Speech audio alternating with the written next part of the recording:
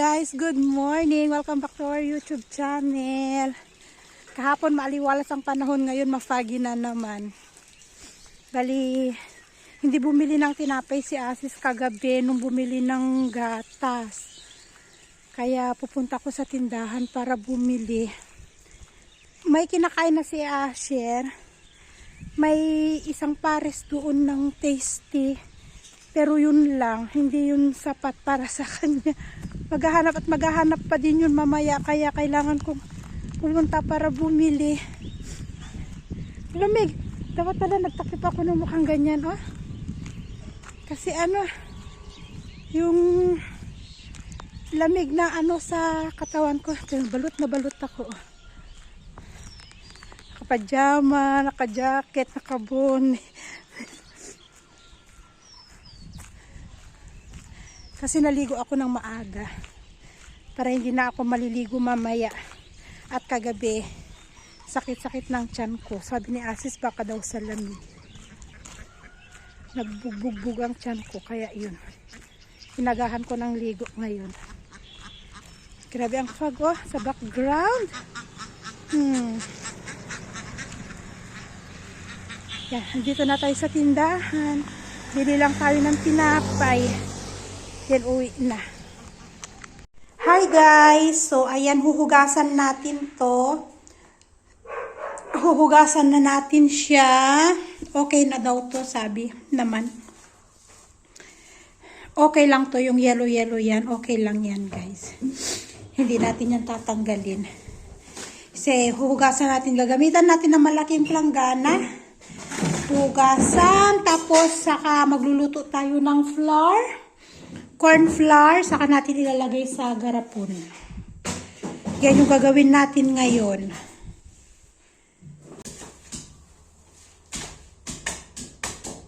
So, gaganutuhin daw muna guys. Parang titik-tikin lang ng kauntian. Saka huhugasan. Yan.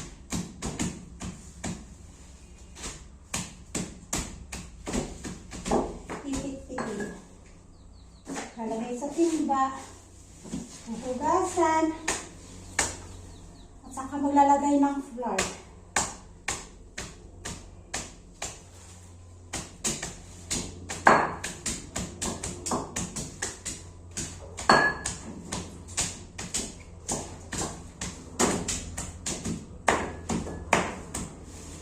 Bali, wala pa si Asher. Inaantay ni Asis. Kasi minsan, may announcement ang school. Minsan hindi ko naiintindihan. Minsan ang naiintindihan ko lang, school bida, ganun, walang pasok daw, holiday. Ganun lang minsan yung naiintindihan ko. O di kaya, kapag may announcement sila na may sports day ang school, ganyan, naiintindihan ko. Or kapag ang bata kailangan magsuot ng costume, mga ganung announcement lang. Pero pag medyo na yung announcement nila, wala na. Hindi ko na naiintindihan. Kasi ang alam ko, may sports day sina Asher ngayon sa school nila. Kaya sabi ko, siya yung mag-abang dun sa labas para sa kay Asher, ay kay Asis masabi yung announcement ba kung sakaling may program man sina Asher sa school. Ayan, dumating na. Nandyan na.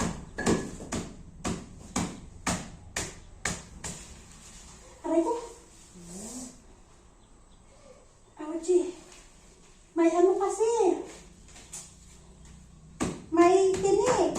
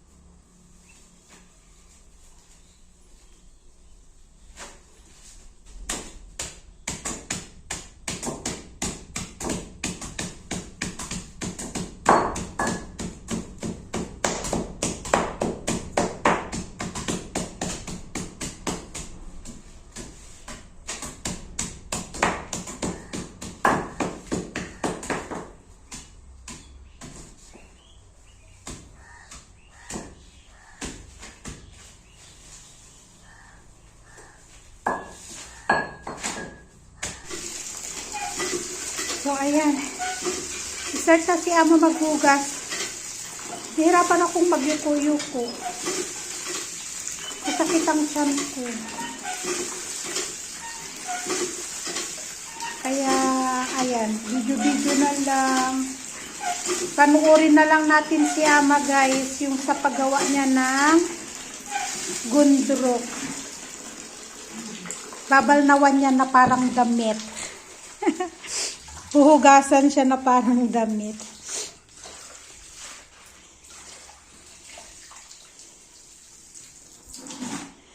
Mga tao sa village, pareho yung mga ginagawa nila. Harvest, tapos magbilad sila, gagawa ng gundruk, o di kaya magbilad sila ng radish, hiwa-hiwa, ibilad, tapos gagawa sila ng pickles, ganyan. Halos pare-pareho yung activity ng mga bahay-bahay dito sa amin.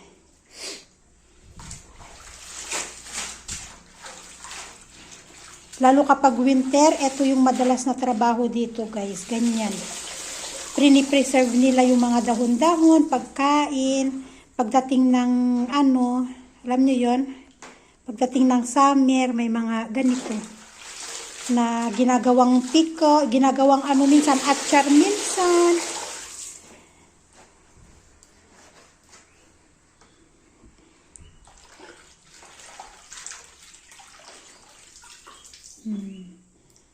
Unang alnaw. Next, pangalawang alnaw.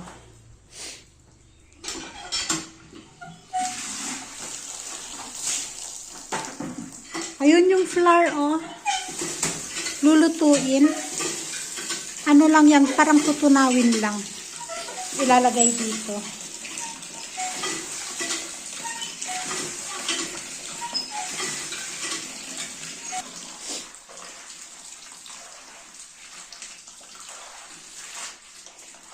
Para lang naglalabas si Ama. Para lang siyang nagbabalnaw ng damit.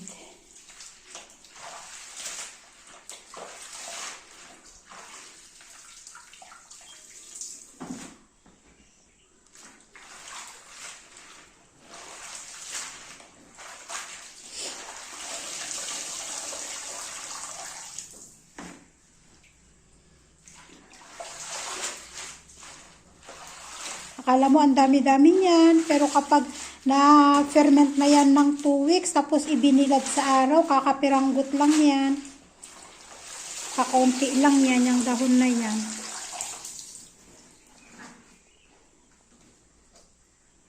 Pani, halin ka ba no? Pani daw muna! Put pani first! Bali, pangatlong balnaw na to, guys. Pangatlong balnaw, magtutunaw na kami ng cornstarch. Ayan, papakulo. Because too much, oh. Bali na.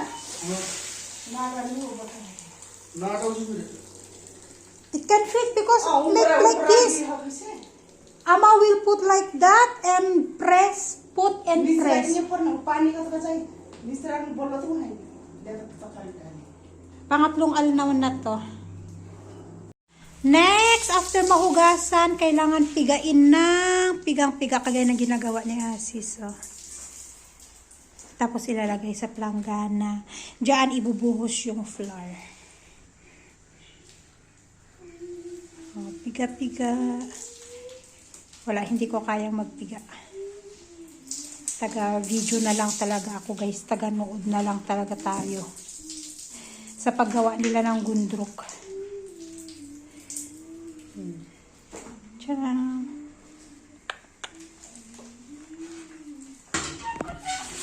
Ito yung halo-haloin natin.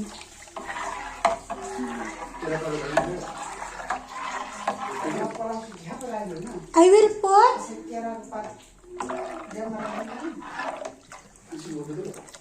boil before putting. If you want, you go to clean the toilet tap. The? The toilet tap. Why? Go clean. Asli. How do you find all Ah? this? How do you find all this? Because I put all in the cabinet. Because we can use it. We can use it for this one. For making pickles, like that. Pista? Not pizza, don't worry. On your holiday, we will make pizza. We will bake, don't worry.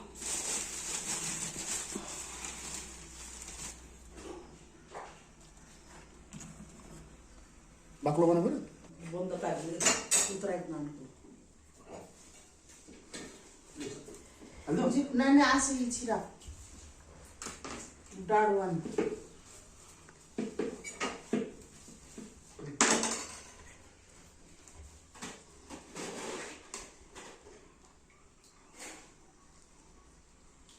Paunti-unti. Yung ginawa ko kasi last year, konti lang kaya binuhos namin lahat.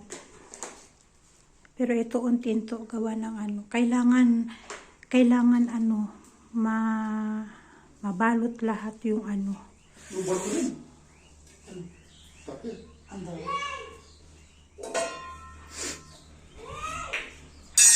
Ha? Plate. Plate daw, Papa. Anak ko, you will burn your skin, ha? Nagtuto siya ng sarili niyang sliced bread.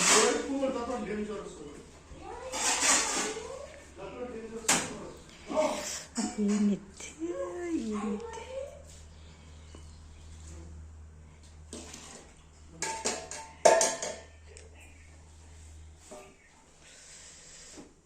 O, diba, madali lang yung process ng paggawa ng gundruk.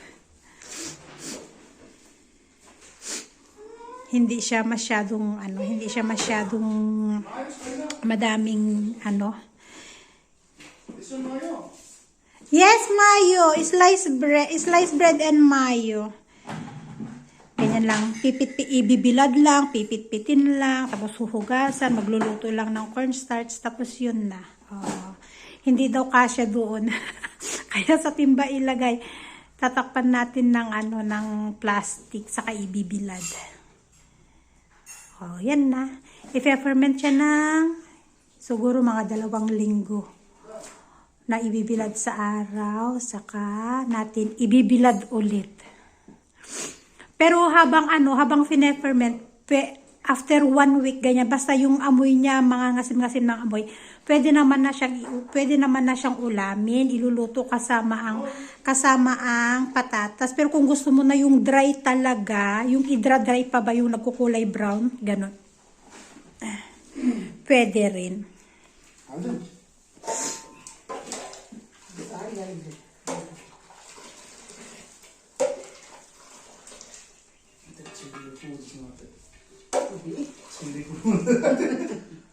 What, Papa?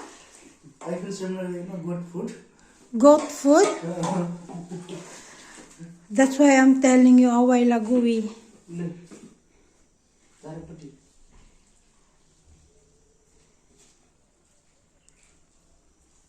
Lasa magpakam.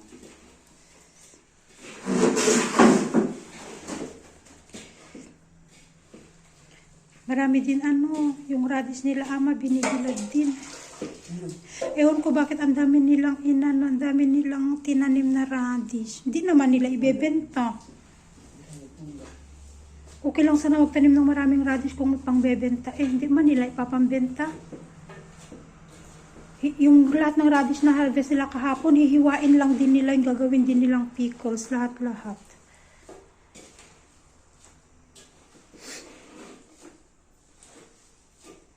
Ada.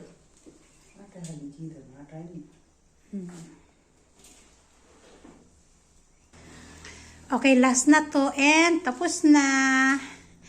I-ano na natin, i-coveran natin ng plastic tapos ibibilad natin dun sa, iiwanan lang natin siya dun sa harap ng bahay.